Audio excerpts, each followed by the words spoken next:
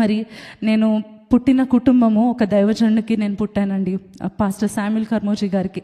నేను నా తల్లి నా తండ్రి ఇద్దరు కూడా వారు తృణీకరించబడి వారు నా సేవలో నుండి త్రోసివేయబడిన సమయంలో they came out with zero. They started from scratch అంటారు కదండి. చాలా కష్టం కదా. ఇప్పుడు ఒక రెసిపీని అన్ని ఇంగ్రీడియంట్స్ రెడీగా ఉన్నాయి, లేకపోతే ఒక మంచిగా బ్యాటర్ రెడీగా ఉన్నప్పుడు దాన్ని బేక్ చేయడం ఇస్ వెరీ ఈజీ.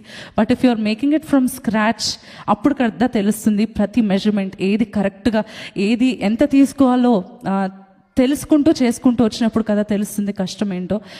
అది చాలా సింపుల్ ఎగ్జాంపుల్ అయి ఉండొచ్చు compare to what my parents went through. మరి సో మచ్ రిజెక్షన్, చాలా పెయిన్, చాలా వేదనలోంచి, చాలా అవమానము, మనుషులు ఎదురుగుండానే మాట్లాడుతున్నప్పుడు ఎదురుగా మొహం మీద తృణీకరిస్తూ మీ జీవితం ఎంత, మీరెంత అడుక్కొని తింటున్నారు అని చెప్పి మాట్లాడుతూ అనేకమైన మాటలు చెప్పలేనంత దారుణమైనవండి.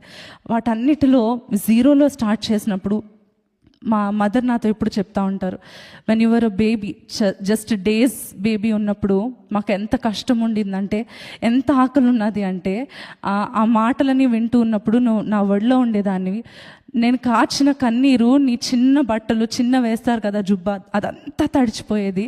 ఆ చంటి బిడ్డ పైన నేను ఏడుస్తూ ఉండేదాన్ని, నీ పైన అలా ఎత్తుకొని ఏడ్చేదాన్ని. అంత భయంకరమైన మాటల్లోంచి మేము వచ్చాం నాన్న, దేవుడు మనల్ని అలా తీసుకొని వచ్చాడు అని చెప్తూ ఒక సంఘటన చెప్పారండి. When she was pregnant with me, నేను కడుపులో ఉన్న సమయంలో అంటూ ఉంటారు కదా, చాలా క్రేవింగ్స్ ఉంటాయి, తినాలి అనిపిస్తుంది అని చెప్పి. అన్నీ ఉన్న వాళ్ళకే ఏదో ఒకటి ఇంకా అది తినాలి ఇది తినాలి అనిపిస్తుంది.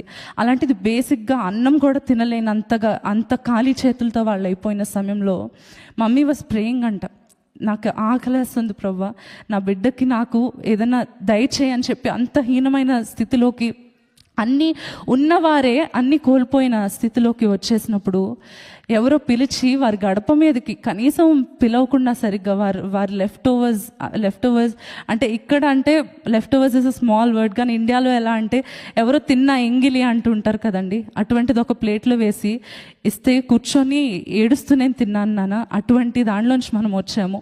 అందుకే మర్చిపోకూడదు దేవుని మేళ్ళు అన్నప్పుడు ఈ యొక్క వాక్యం నాకు గుర్తొస్తూ ఉంటుందండి. 103వ కీర్తనలో కీర్తనకారుడు అంటున్న మాట, నా ప్రాణం